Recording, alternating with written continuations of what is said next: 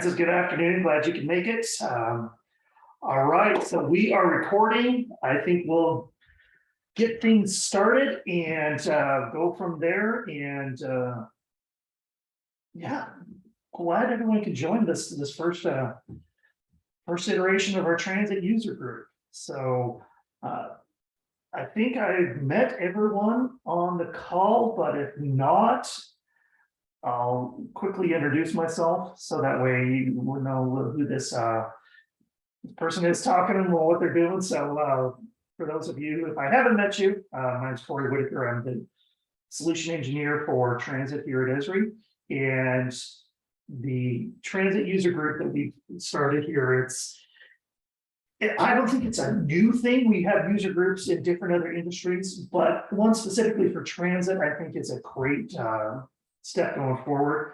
And just going to here.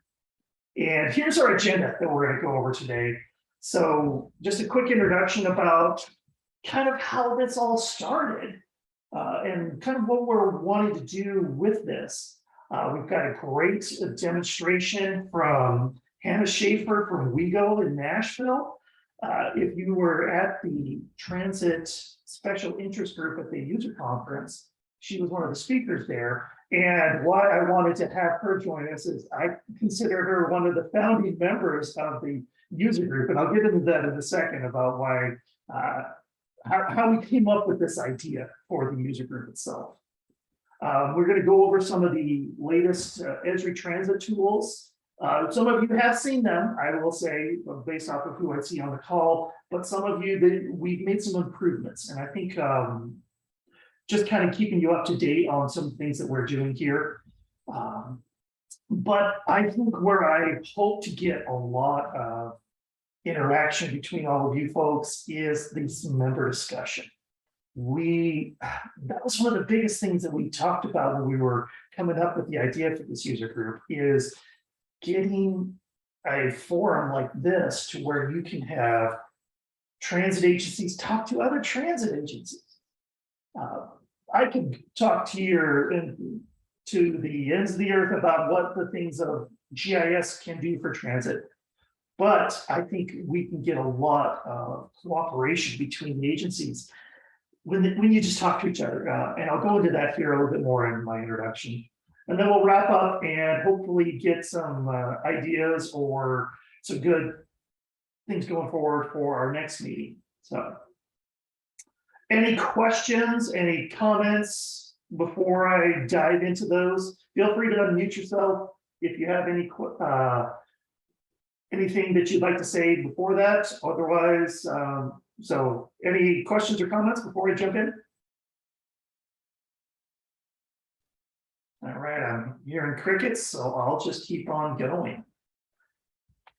So, the introduction and the background of this transit user group. So this picture you're seeing on the screen is from the user conference. We had, just to give it a little background, it was Sunday night. So right before the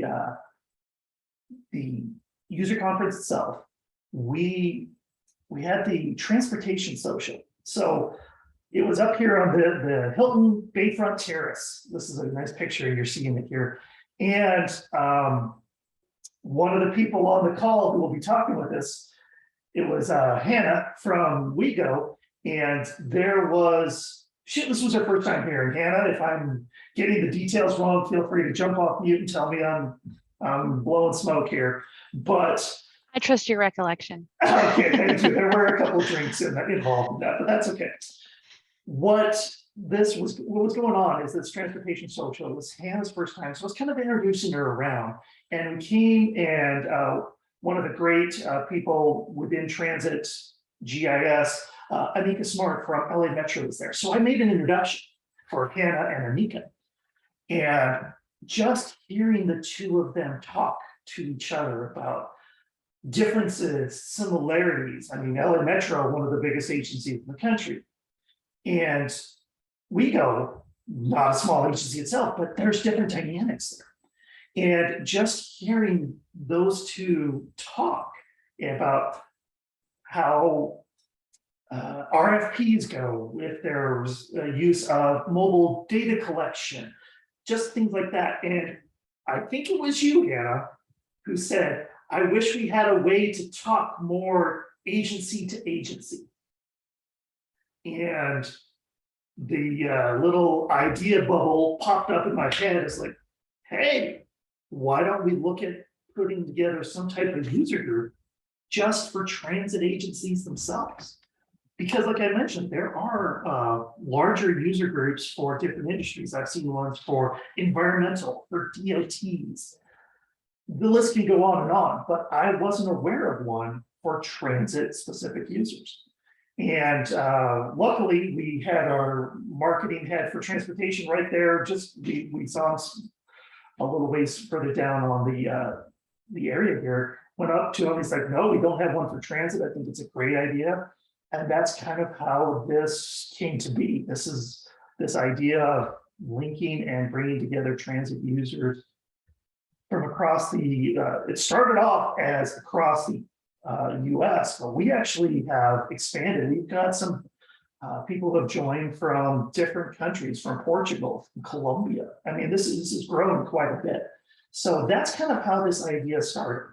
And I don't feel like this should be me up here telling you about what Esri's doing. I want this to be a way for you to agencies talk to each other. And I know, John, you had a question about, is there an email list? I'm happy to share that if there's no objections from anyone that I'm sharing out email addresses.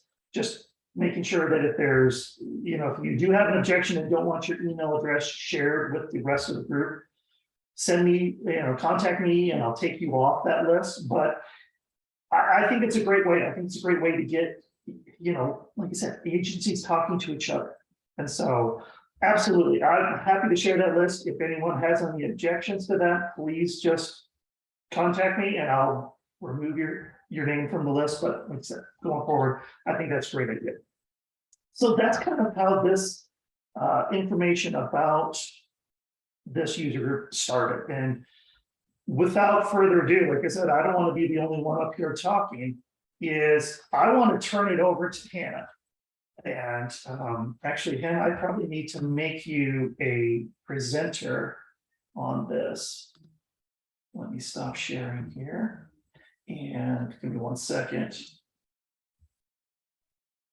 And I'm going to make a co-host. Okay. Hannah, you should be able to present. Okay, perfect. Can you see my screen? We got you. Okay, wonderful. Well, thanks, Corey, for that introduction and overview of how this kind of all came about. And yeah, it really came from, being at the user conference and surrounded by like-minded people. And transit and GIS is kind of a niche thing. And so it was just really great to be able to speak with Anika about specific issues that I'm dealing with in my role at our transit agency. And yeah, so I'm really looking forward to this group and learning more from you all, because I have to admit I'm fairly early in my GIS journey. I'm still learning a lot, and if there's anything that I can do to help our agency improve the way that we do processes, that's kind of really my goal. And noticing how GIS can do that has really kind of built this kind of internal passion, I guess you could say, that I think we probably all have. That's why we're all here, right? So, so as Corey mentioned, I did a quick presentation at the user conference for the special interest group on a workflow solution that we created that you're seeing on my screen right now. We had a project, a very large undertaking that our entire agency was kind of concerned about, just the ways in which to execute this project. And that was our bus stop sign replacement. So I'm just bringing this up to give you kind of some context for the complications for kind of the data management part of it, as well as the process management part of replacing all of our bus stop signs. So we went through a rebranding back in 2018, and we changed changed our name to WeGo. We rebranded with new color scheme that you're seeing on the screen here. And the last part of that element that was, I wouldn't say pushed off, but we wanted to put a lot of thought into how we were going to do it, was the replacement of all of our bus stop signs. So that we've had the same basic blue blade bus stop signs that are pretty small. I don't have a picture pulled up of our original design, but if I see it quickly, I'll bring it over. But basically every bus stop, there's over 1,600 of them in our system, which may be some small to some or large to others. I'm not really sure the caliber of everybody's systems, but we're kind of probably right in the middle of just the amount of stops that we needed to consider in doing this sign replacement. So you'll notice here that every one of these signs has a stop ID identifier on here. So stop ID 214, 4562. So wanting to provide additional information to our customers and kind of help improve other processes down the line, every bus stop sign is essentially unique. And we do have an internal transit stop team that does all of our bus stop maintenance. And so this was a project that we were going to have completed internally, but again, how do we do that in a manner that's efficient and that we can kind of track that progress? And so we hired Esri's professional services to establish a kind of a geospatial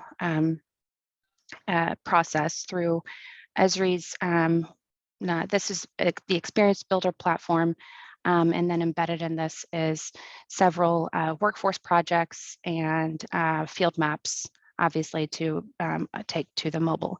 And so one of the challenges with doing these sign replacements is not only the unique sign at each individual stop, but the replacement of the actual poles themselves. And we're transitioning to a different pole system. And so what that requires is you have to do what we call a one call, which is call before you dig, to make sure you're not hitting any power lines or anything.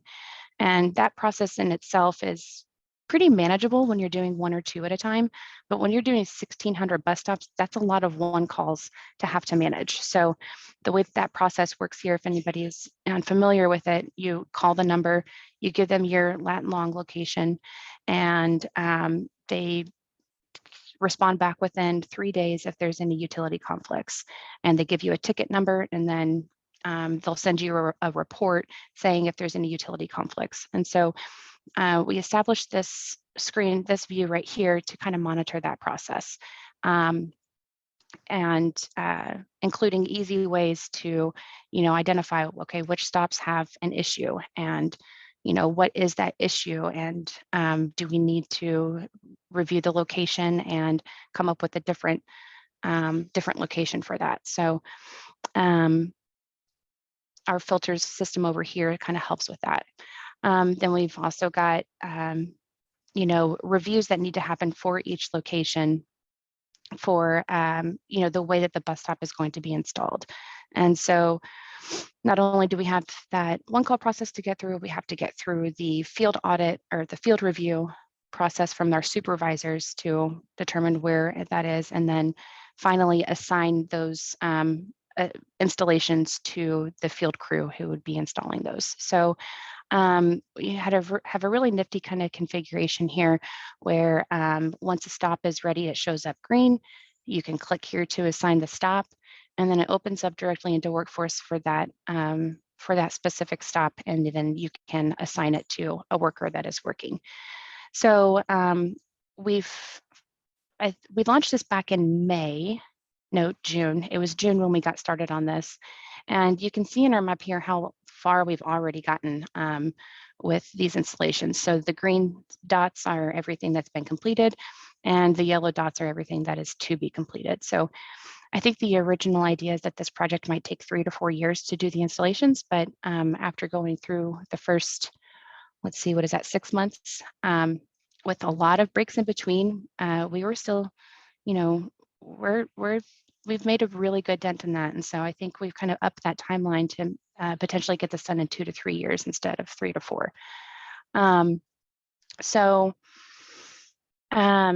we're also monitoring all of this through a dashboard for our internal stakeholders. And we also have an external, like a public facing dashboard as well. But this is really to kind of help our internal staff to monitor the progress and also do reports to our board of directors. So we can say 15% of our bus stops have been completed with the new signs, and about 1,300 left to do the replacement. Another really useful tool that we have found with this dashboard, which was kind of an unintended benefit, is that each one includes, so this list over here is everything that's been recently completed. So it's in order of when it was completed and closed out. And with it, and hopefully this one has it, because I know we've had some connection issues, but there we go. They are taking pictures of all of the bus stop signs as they're out there.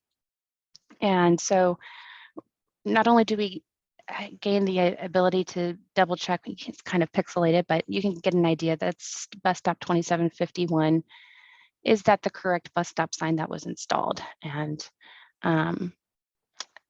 sorry, there we go. We're going to move that guy over there. So 2761 Madison Towers, looks like that was probably the wrong one. Maybe not the best example, but that does give us kind of a quality control measure to say, this isn't the correct decal that went on that stop. Please go out and and fix it, submit a new work order, and send it out to be completed, or to be redone. So that was the initial intent for having these images on here, but the unintended benefit is that one of our big issues that we have is our geocoding of our bus stops. They're not always in the most accurate position because bus stops may move over time, or they may be removed or added, and then that process for kind of linking that with our backend system, which I'm sure a lot of you use Trapeze, as monitoring the actual locations for our bus stops has been a big challenge since I started here. And so what we're able to do with these images is to actually see exactly where they are located, so we can get them in the correct location, not only in our geospatial database, but also in our Trapeze database. So this helps with average stop spacing metrics. It helps with identifying issues with bus stops, and pinpointing exact locations. I mean, that's probably the most important part of doing field work. So, so we've been able to kind of reap the benefits of this system in other ways too. So a second part of this process was, well, we have to replace every single bus stop sign. So what if we were to not only use this for the bus stop replacement, but also for our day-to-day work orders that that our transit stop team has to complete? And so we kind of built that into the scope with the Esri Professional Services to include these other tabs here as part of that project. So we already have our database of all of our bus stops. So how else can we use that? And so we came up with a work order reporting system. So this is where you can, where supervisors report issues. And then it's using this survey 123 form. So what's great about it is that you click on a stop that you need to, that work needs to be done, and it fills out this information, pinpoints the location. You can select what kind of asset type that the worker is assigned to. So we're going to say it's a sign.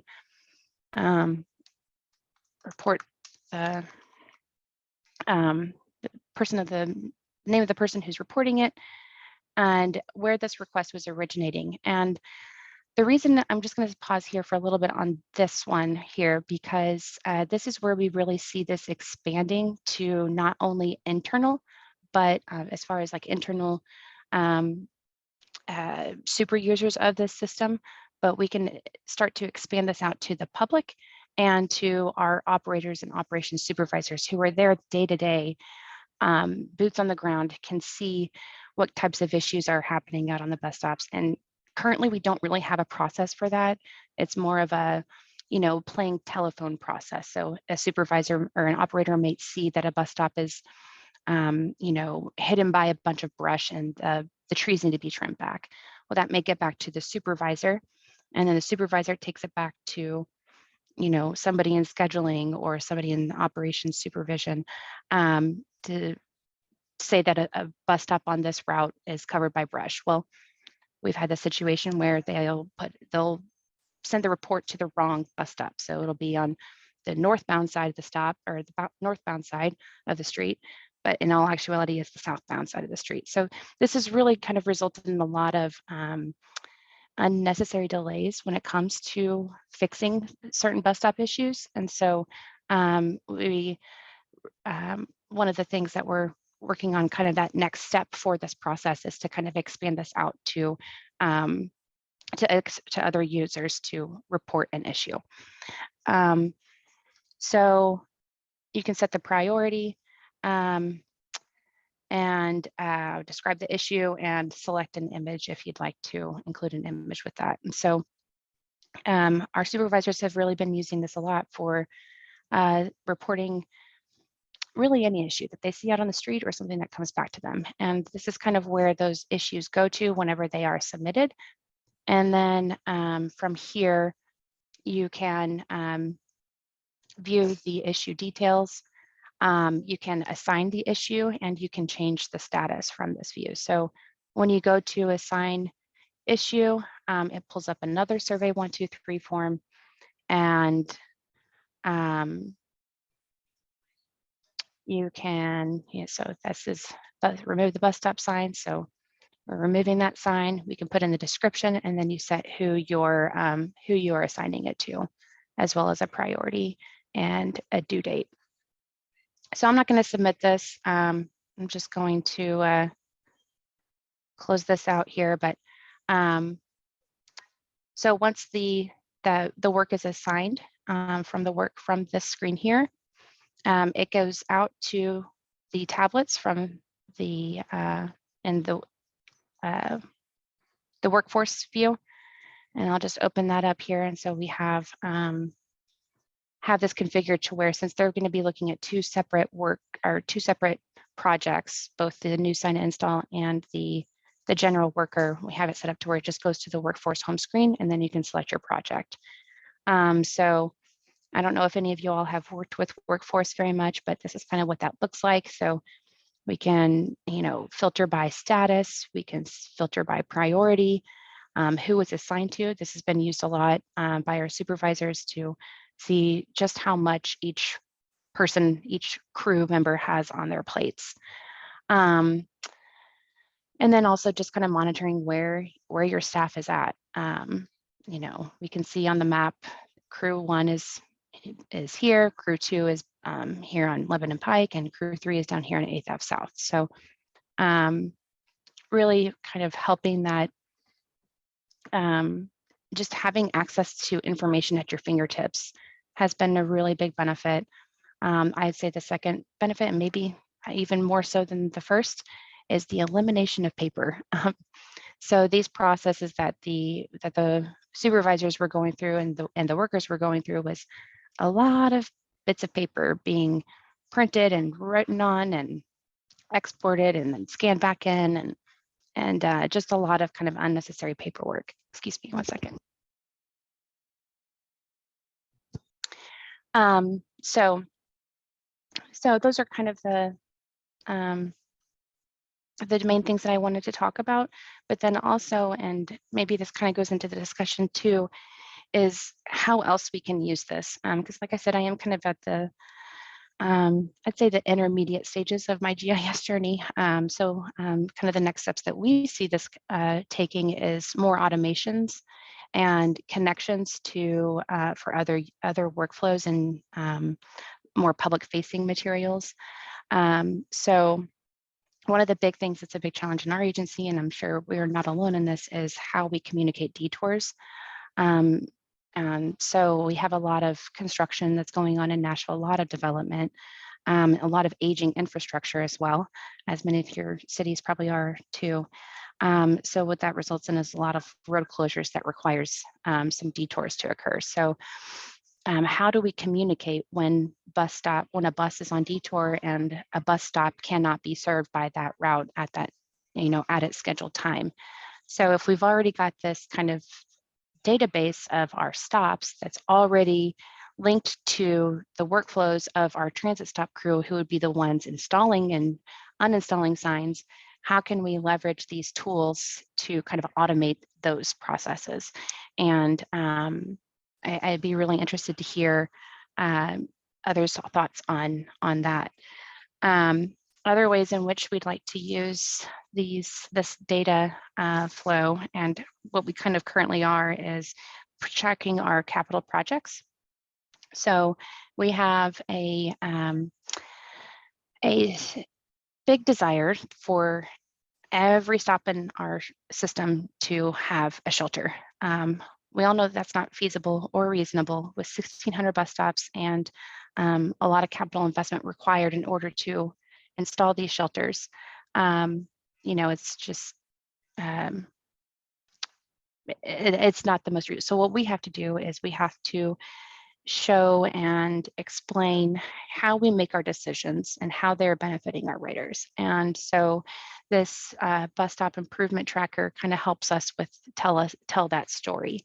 So you can see the dots on here are different bus stops, and the different color codings for the status in which their projects are. So here we've got the legend, we've got all the green dots that are completed, the orange dots that are under construction, blue is currently in design, and then all of the red dots are future projects that we have slated. So we're using this for several internal departments. Our engineering team is using this to update the data to keep these cost breakdowns up to date, because what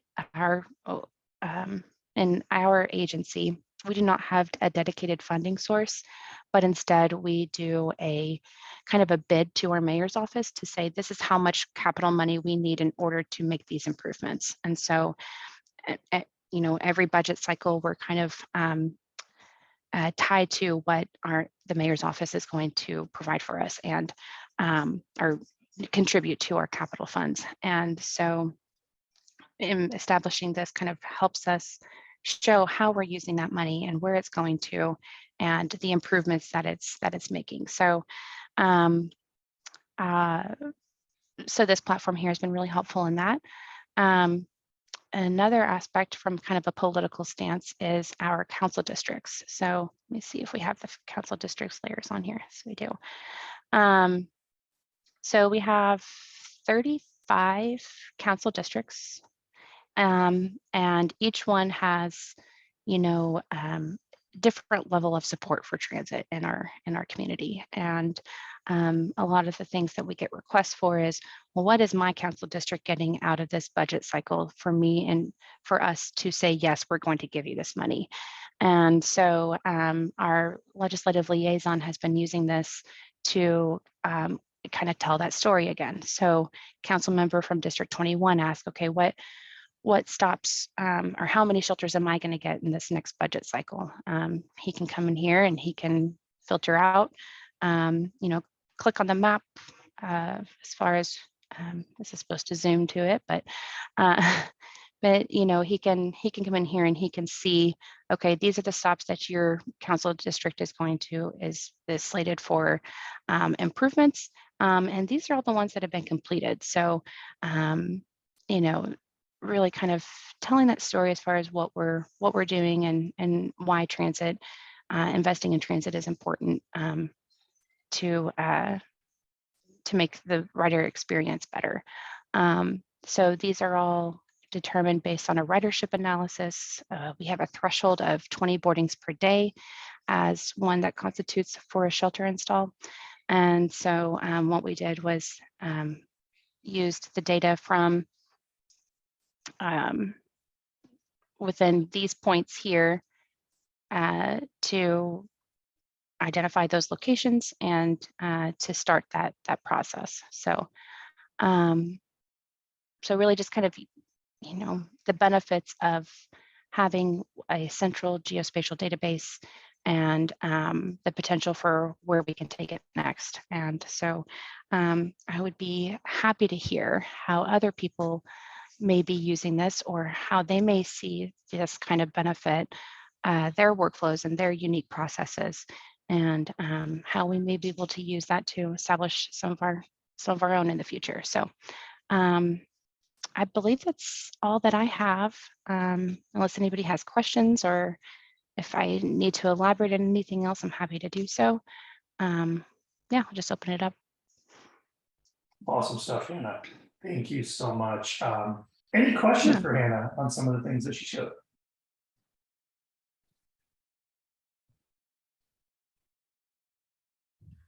I have a question. This is Virginia from City of Fayetteville.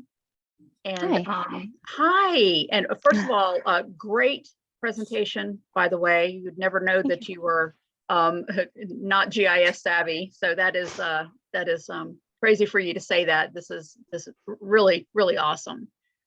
So you're welcome. So when I was in San Diego, I was actually with the transit department. Now I've moved over into transportation. So my wheels are turning now in maybe a different gear, but still looking at all of this is still, I mean, really something I believe would benefit transit. And when they get a new planner in, this would be something that I think will go a long way. The one thing that I didn't see, and I don't know if that's something that you would be thinking about, is maybe also including ridership data for bus stop. That's something that's asked a lot. We have an analyst over at the transit department that pulls a lot of this, the information, and I don't know if there's a way to automate it or if there's a way to do some kind of scripting that could, pull it into this dashboard type platform, so that the information might be, a little bit easier accessible to the people that needed to see it. So, but yeah, that's, outside of that, this is really great, really great. I want to steal it. Well, thank you. Yeah, and great point about the ridership. That is kind of actually what initiated all of this. Was I actually came from, I started my role as a transit planner, and I received some of my first tasks that I was receiving was we need to know the number of boardings that are occurring at each stop, and we need to do a static bubble map and present it to the board so that they can see where our ridership is. And so knowing that our ridership changes regularly, and it's something that I was told, we do this every 6 months, that we do this ridership analysis and we create these bubble maps and all this. I thought, just going through the process the first time, it took me, I'd say, a solid month to get through that entire process. And I thought, this has got to be easier. There has to be an easier way to do that. And so we have kind of taken some steps to making that process simpler, but there's that next level of exactly what you're talking about is kind of that automation of pulling that ridership information in and associating it with our bus stops. And Corey actually has a really, really cool tool that I don't know if he's planning on showing today, but he's done something really neat from Valley Metro when he was there, and kind of something that I'm drawing my inspiration from. So really, really good point there. Yeah, we do have a question in the chat from Francis. He's asking, are you leveraging ArcGIS Online and or portal for these workflows or dashboards? This is all through online. We do not have portal. So yeah. Great job tying it all together. Really great job. Thank you. Thank you. All right. Awesome. Any other questions for Hannah? So Vani, did I say that name right? Has asked what Esri products we're using. Do you mean like the experience builder, workforce, those types of things? Or are you talking about portal versus online? Hi, Hannah. Great presentation. Seriously, it's exactly what we are going through. We recently made the switch to ArcGIS Pro. We had an ArcGIS desktop for all this while. And looking at this, I know you're using the dashboards. Actually, this is great because I'm looking at things that we can do. We are not there yet, but same problems and issues that we go through, exactly, more or less. Yeah. So, I was looking at what we are kind of getting ourselves familiarized with ArcGIS Pro. So we are in the process. So I was like, you said you were using work field. There was something I remember. So I was like, what are the solutions that you're using? This is just through ArcGIS Online? Yes, everything is through ArcGIS Online. And this is the Experience Builder, which I was brand new to in this project. I had never used Experience Builder before, but it's a really, really great tool because you can have all these different tabs on here. You can really customize each one to how you want it. So we were able to, embed this editing tool. We were able to embed a table kind of showing all this and then the filters. So this is the Experience Builder, and then each one of these tabs is its own experience, and then it's embedded into a single container. And then these here are survey 1, 2, 3 forms where they're filling this out. And then I've done a survey 1, 2, 3 form, and it looks exactly the same. I've not seen yours though. So I was like, is it available somewhere? It would be great to have other agencies use it actually. And I can share mine too. So great one. I should say this is perfect. Oh yeah, thank you very much. It was a labor of love for sure. There was a lot of configuration that needed to happen. And I think what this project did too was kind of opened the eyes that transit has a lot of uses for GIS and a lot of dependencies and ways that kind of make things complicated for how we do things. So yeah, I think that this was a really great experience to go through and to go through with Esri, because I think we all learned a lot in the process. So yeah. And if anybody, I'm not sure what all can help others, but I'm happy to share whatever anybody would like to have their hands on. So, all right, I'm going to stop sharing. And then if I need to go back to anything, I'm happy to, but yeah. Awesome stuff, Hannah. I gotta tell one story about Hannah though. Oh, I'm sorry, was there someone else jumping on? Oh, can you hear me? This is Somerset. Yeah, Summer, go ahead. Hi, that was awesome, great, amazing job. We want to do all very similar things, but one thing that we have done in the same way is for the ADA compliance. Yes. That has been a public facing dashboard and web map. That's one of the ones that's highly requested from us for all of our stuff. So we have 1,500.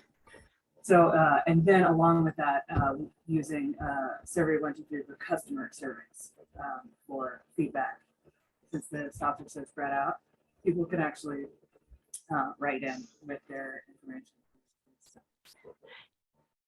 Yeah, that's great. I actually, and just before this presentation, I kind of wrote down all of the things that I want to do next with this, just to kind of have part of the conversation. And ADA assessments is definitely something that that we have some interest in from some of our departments. We have something called our city's transition plan is what it is. And I guess we are required to come up with a cost estimate of what it would take to get all of our bus stops up to ADA accessibility. And nobody's tackled it because it's a daunting task that you know, just even getting what those ADA requirements are and training somebody on how to do those assessments, it's just been kind of pushed off. But yes, there are, I know, again, something that Corey has shown us, and Summer is probably similar to what you're using, is just kind of a pre-configured survey 1, 2, 3 form where they can, you know, have their guide of what they need to look at to do those assessments. And yeah, so I think that's a really, really great first next step into what we're doing. So Well, you're doing a great job. It was awesome. thank you. Thank you. I You were at realize- the user conference, right, Summer?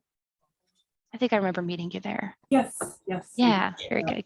Good to hear from you again. Yes, you do. I know, all the way across country. Yeah. So this story I really have to quickly share about Hannah is she underplays how well she does with the GIS, with dashboards and everything. But we were sitting at the plenary and she had to get up and leave to make a dashboard for her CEO because she's that well known across her agency. So she's doing great stuff. And I realized, Hannah, I spelled your name wrong on the title slide here, so I'll fix that. You did. I was going to send a snarky email later, but Please do. You called do yourself that out. very well to me. Awesome.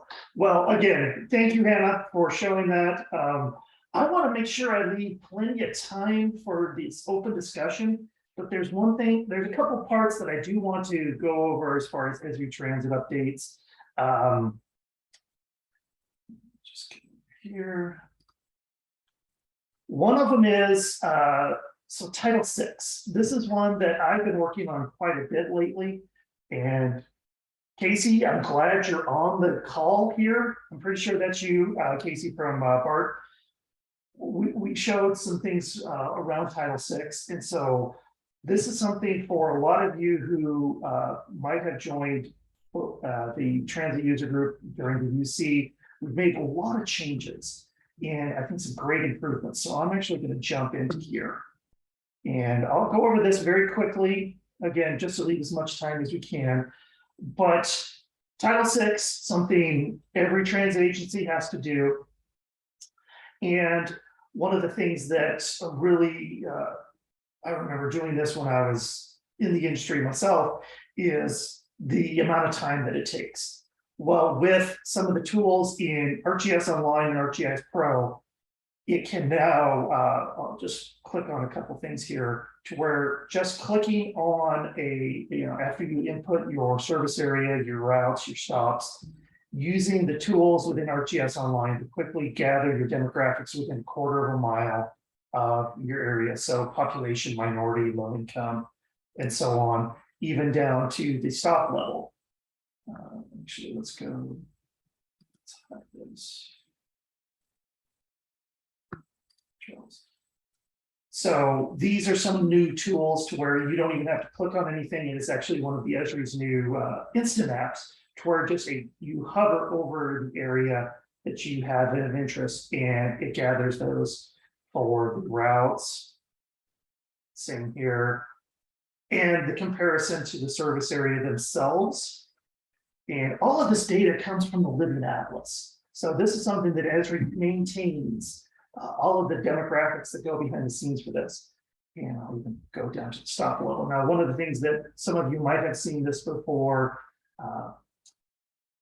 was we were looking at just within that intersect the route or the stop itself. Now it goes out within a quarter of a mile.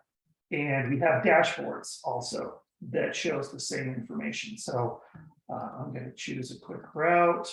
So these dashboards show in comparison to the service area themselves. You see minority population for the service area is 42%.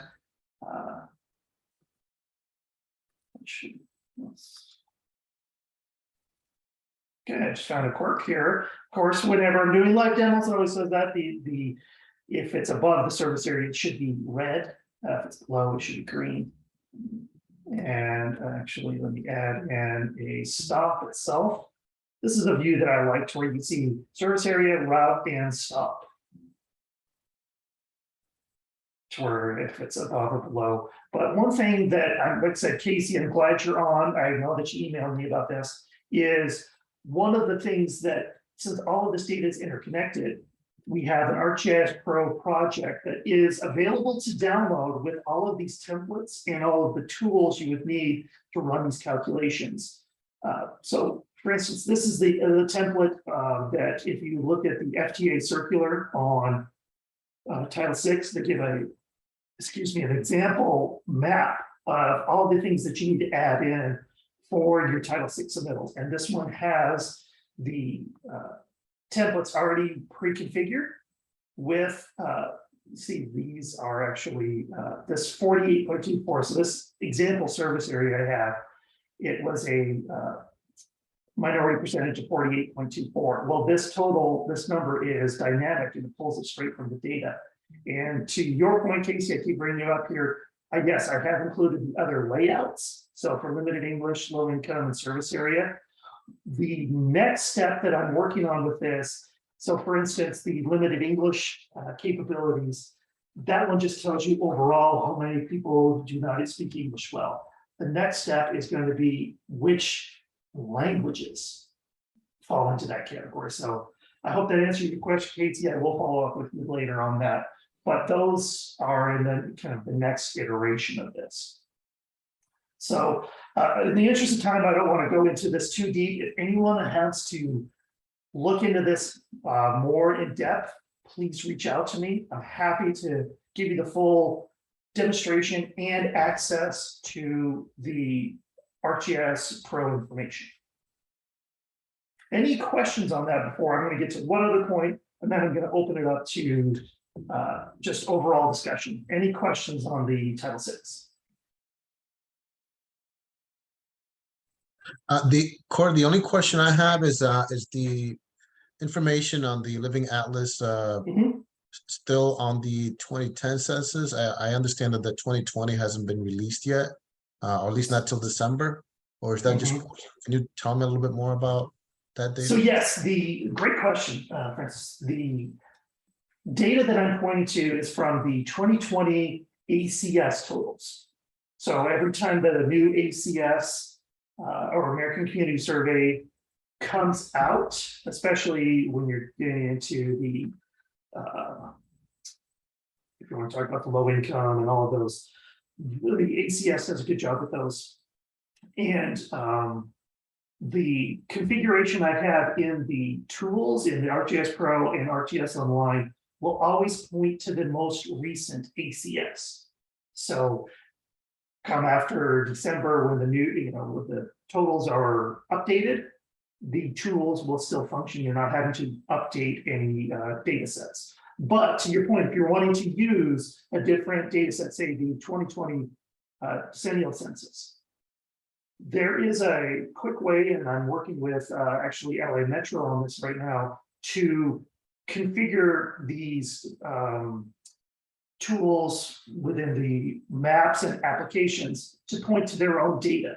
Very, very configurable to do that. So does that answer your question, Francis? Yes, it does. Yes, it does. Thank you, Corey. Appreciate it. Yeah, this will definitely be contacting you later on this. Absolutely, please do. Yeah. Anyone who wants to reach out, please, anytime. I'm happy to do that. So I do have a section in our ADA assessment. In the interest of time, I think most of you have seen this, but I have made some slight modifications to it. If you're interested in seeing the things that Hannah was talking about with the ADA tools of the mobile application and the apps themselves, I'm happy to show those to you. But again, for the interest of time, I kind of want to just pass by that. But if you have questions, let's say reach out. One of the things that I did want to bring up is we have actually started a YouTube channel that we're going to be going over demonstrations of these videos and anything, or these applications and anything other related. This is our YouTube page. Please, if you would like to keep up to date with these, because any new solutions or applications that we develop, we're going to demonstrate on this page right away. So this is a good way, these meetings that we have is a great way to keep up to speed, but also this YouTube channel will have all that information in there. So highly recommend you take a look at this. We are going to have full demonstrations of the ADA assessment and the Title VI will be posted to these very, very soon. We have some trailers that go over that, but great place to keep up to date with all of the tools at Esri. And if you all have any information that you would like to share with the group or share, get the word out of some great videos of what you're using GIS in transit for, if you share those with me, I'll post them to this page as well. So with that, I wish that we could, but we've had some great open discussion already, but this is the part that I really saw the benefit is, hey, if you have a question, put it out here to the group, because there's others who might have gone through the same type of workflow, the same issues. This is a great way to get that information out there. So I'm opening it up to anyone who would like to ask a question of the group. Feel free to ask and to answer. I'm going to just kind of step back and like, this is your time with these. So anyone have questions for anyone in the group?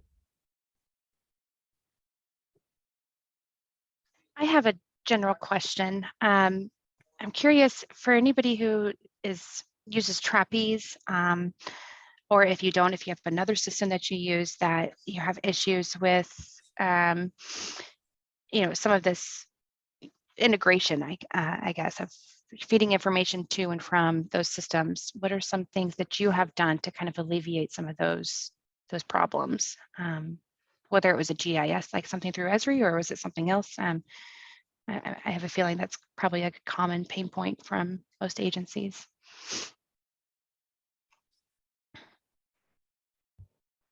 Hi, it's Summer again. We do Trapeze as well, and it's a pain point. And the only way that we've gotten it to work is to make it a one-way street. It goes only from Trapeze to GIS, not back. And, I don't know if that is how everybody else is working it, but our planners are really great, I think, about getting the right locations for all of the bus stops. But they go inactive with all our, especially at this time of year, for all our speed stops. So we just have to do manual work on the back end once you pull it. I don't know if that's how they could know. Yeah, so is it your planning department kind of runs what's in Trapeze and making sure that those locations are correct? Is that? Exactly. So they do all the work in Trapeze, and then they say, okay, finalized, because we do change days 3 times a year. Okay. Stops will go in and out of being active, active and inactive, and then at that point, Trapeze is considered don't edit uneditable, and then you just move it out to GIS from there. So do you guys only make changes at those specified markup times, or do you make changes in between as well that you have to maintain? They're only supposed to make it at the specified times, but some things happen all the time. Only for those certain markups. Yeah. Okay. That's kind of the system that we're kind of transitioning to going that route, because for a ease of management perspective. So that's good to hear. It's been a long time getting everybody on the same page. Yeah. And it's been really helpful because anybody can make changes in Trapeze, and if you don't tell anybody, nobody will know. Trapeze is alert. Yeah. Yeah, hi Anna, Somerset. This is Francis from Lynx out here in Central Florida.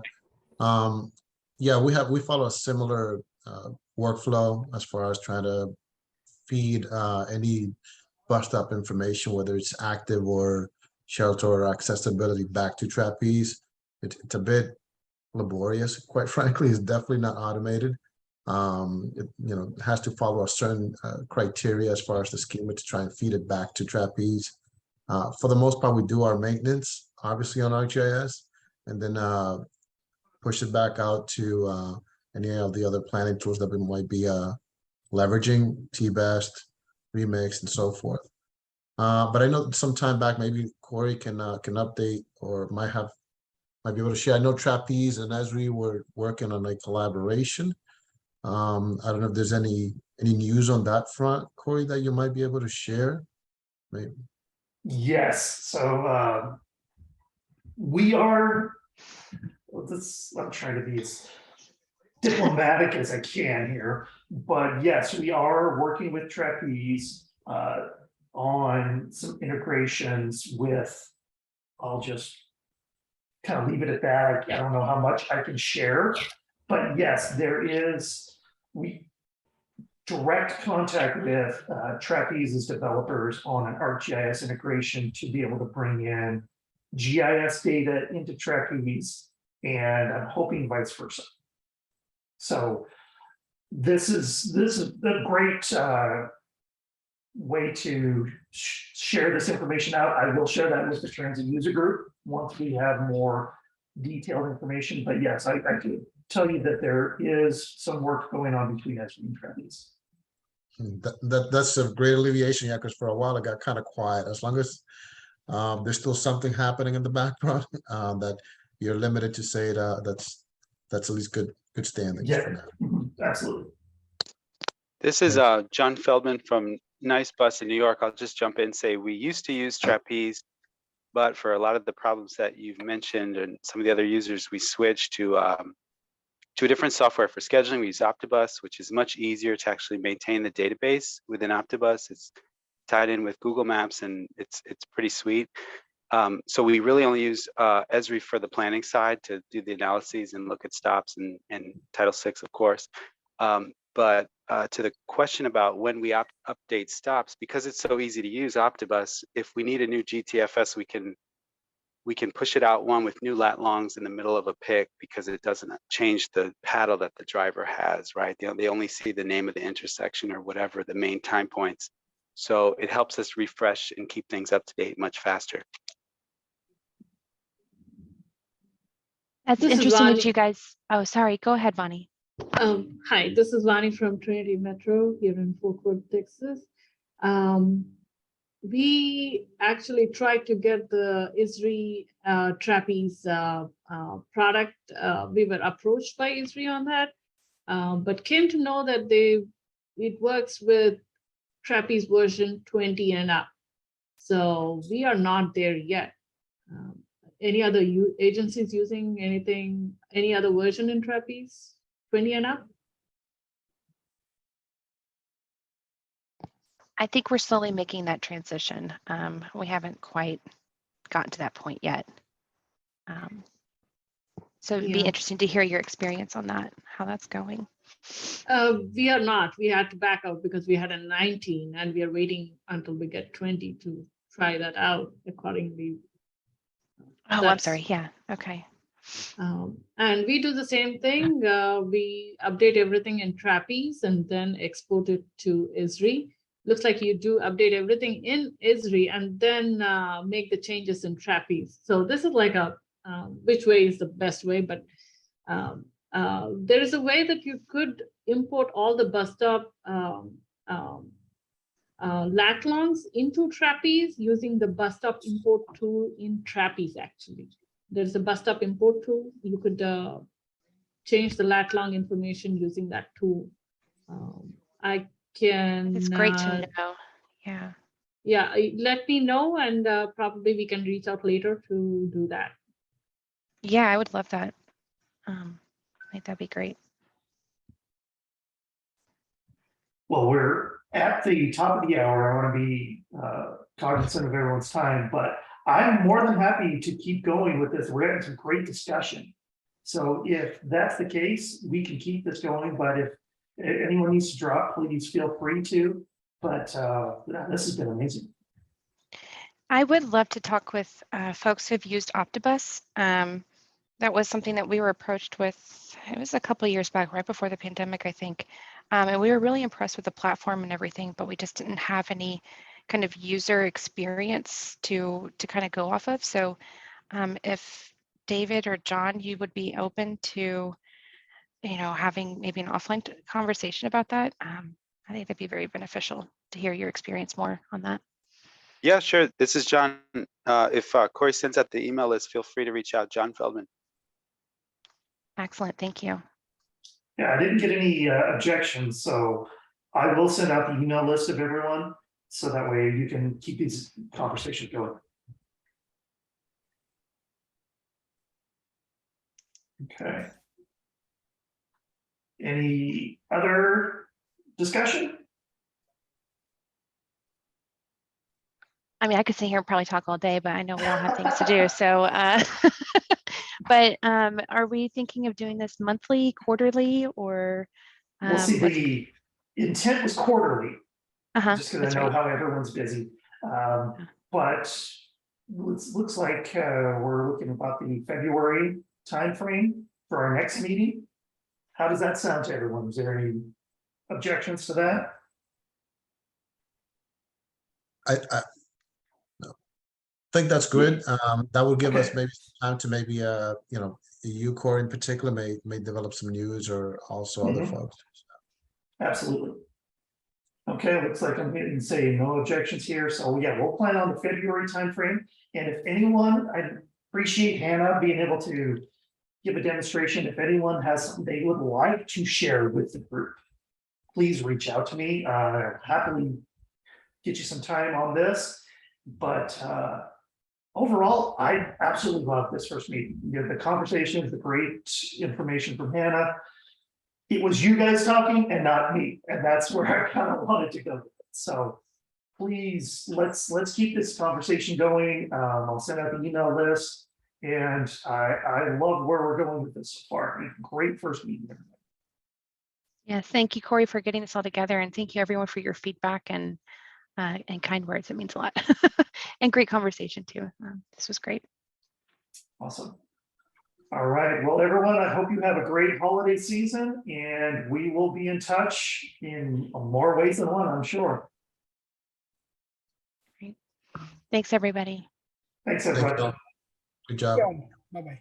Thank you.